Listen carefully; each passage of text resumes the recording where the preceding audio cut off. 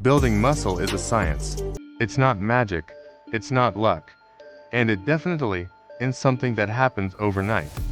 If you're naturally lean like I was, or if you simply want to gain real muscle mass, you need to understand the fundamental principles. For years, many people walk into the gym without a clear plan. They train randomly, they eat without purpose, and they wonder why they're not seeing results. This doesn't work. What works is a system based on science, consistency, and patience. When I started my journey at 24 years old, I knew nothing. I trained without direction and ate disorganized. Today, after gaining 30 kilos of real muscle, I can tell you exactly what works. Muscle building is based on 5 essential steps that work together synergistically. If you neglect one, the entire system falls apart. These 5 steps are creating a caloric surplus, consuming adequate protein, training with intensity for hypertrophy, resting and recovering, and maintaining consistency. Many people focus only on lifting heavy and forget about nutrition. Others eat well, but don't train with the necessary intensity. Some rest too much and lose progression. The secret is balance between all these factors. It's simple, but it requires discipline. Stick to the system, follow the science, and the growth will follow. Discipline is the bridge between goals and accomplishment. The first step to building muscle is creating a caloric surplus. This means consuming more calories than you burn. Without a caloric surplus, your body doesn't have the resources necessary to build new muscle tissue. It's like trying to build a house without bricks. It's simply not possible. When you're in a caloric surplus, your body has extra energy to dedicate to muscle growth. That energy comes from the food you consume. If you eat exactly what you burn, you're in maintenance. If you eat less, you're in a deficit. But to gain muscle mass, you need to be in a surplus. The amount of surplus matters. A very small surplus means slow growth. A very large surplus means you'll gain a lot of fat along with the muscle. The ideal is a moderate surplus of about 300 to 500 calories above your daily expenditure. This allows consistent muscle growth without accumulating excessive fat. To find your caloric expenditure, you can use online calculators or observe your weight over 2 weeks. If your weight stays stable, you found your maintenance. From there, add 300 to 500 calories. The second step is consuming adequate protein. Protein is the raw material for building muscle. Without enough protein, your body cannot synthesize new muscle tissue, no matter how much you train. The general recommendation is to consume between 1.6 to 2.2 grams of protein per kilogram of body weight. If you weigh 80 kilos, that means between 128 and 176 grams of protein per day. This amount ensures you have enough amino acids to repair and build muscles after training.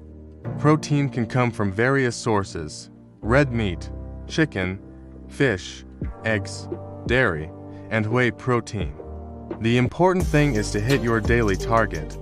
Many people underestimate how much protein they need. They eat a chicken breast at lunch and think it's enough. It's not. You need to be consistent and intentional with your protein intake at every meal. An effective strategy is to distribute your protein intake throughout the day.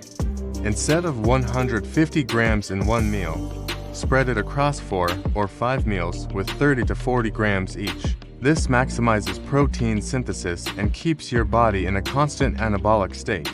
The third step is training with intensity for hypertrophy. Lifting heavy is necessary, but training with the correct intensity to gain muscle is essential.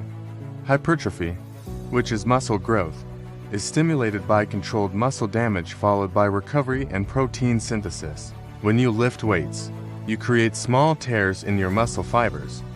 Your body then repairs these tears, making the muscle bigger and stronger in the process. But this only happens if you train with sufficient intensity. Light training doesn't stimulate hypertrophy. You need to lift weight that challenges your muscles. Training duration also matters. Many people think that the longer they spend in the gym, the better the results. This is a dangerous myth. Very long workouts cause excessive fatigue, increase cortisol, which is a catabolic hormone, and damage recovery. The ideal is to train between 45 to 60 minutes per session, focusing on compound and isolation exercises. An effective hypertrophy workout follows this pattern. Start with heavy compound exercises like bench press, squats, or barbell curls. These exercises recruit multiple muscle groups and allow you to lift heavier weight. After 3 to 5 sets of compound exercises, move to isolation exercises like dumbbell curls or leg extensions. Finish with 2 to 3 sets of isolation work. Intensity should be high. You should be working with weights that allow 6 to 12 repetitions before muscle failure.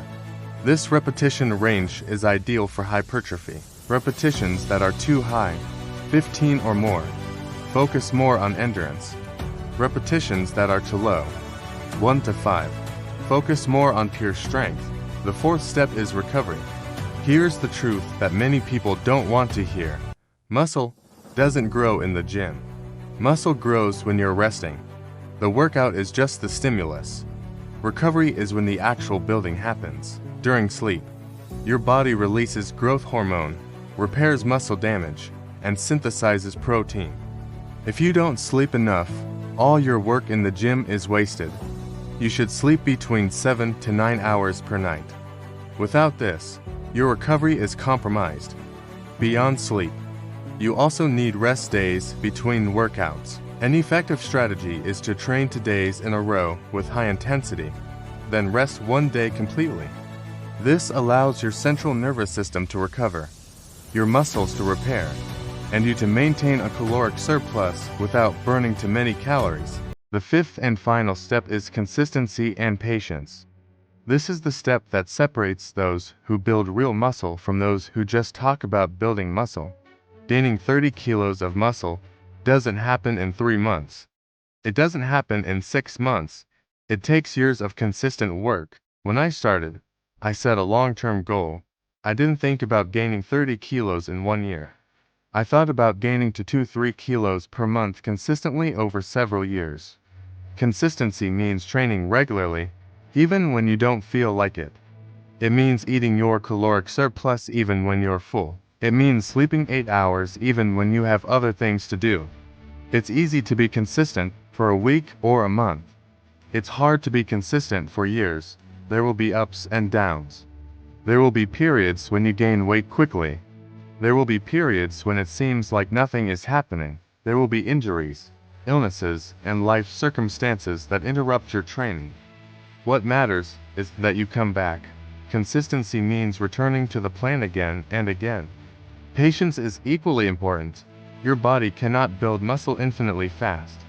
There is a biological limit to how much muscle you can gain per month. For beginners, it's about 1 to 1.5 kilos per month. For more advanced people, it's even less. If you expect to gain 5 kilos of pure muscle in 1 month, you'll be disappointed. Patience also means not comparing yourself to other people. You don't know if they're using steroids, or if they have superior genetics. Your only competition is yourself. Compare yourself to who you were a year ago. If you're stronger, more muscular, and healthier, you're winning. In the end, building muscle is simple in theory. Create a caloric surplus, consume adequate protein, train with intensity, rest and recover, and be consistent over time. But simple doesn't mean easy. It requires discipline, dedication, and faith in the process. I was thin. I suffered bullying. I started late. But I gained 30 kilos of real muscle because I followed these 5 steps religiously. If I could do it, you can too. Focus, strength, and faith. The simple that actually works.